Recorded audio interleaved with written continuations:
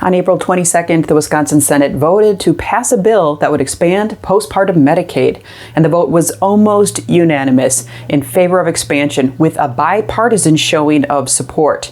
It isn't a surprise. It was back in mid-February that the bill made it through the Senate Health Committee with overwhelming bipartisan support.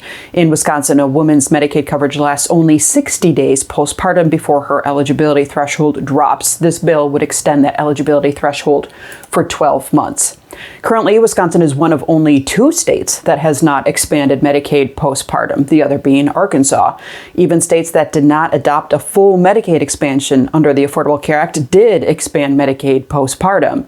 Currently in Wisconsin, a newborn baby's eligibility does last a year after birth, but the mother's does not. That eligibility threshold drops 60 days postpartum, like we said.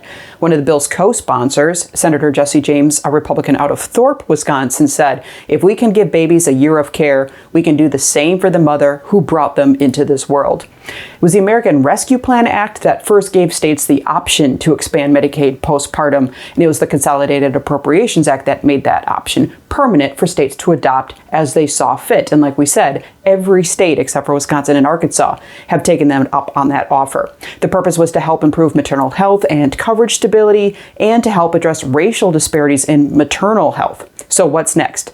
The bill has to be taken up by the Assembly, and therein could be the stumbling block. This has been a challenge in the past, despite there being overwhelming support in the Assembly. The Assembly Leader, Robin Vos, has failed to give the bill a public hearing or a floor vote. Senators are a little bit more optimistic this time around. Some say, well, maybe it just takes a couple tries to get this through, but we will keep you posted on if it ever does get a vote in the Assembly.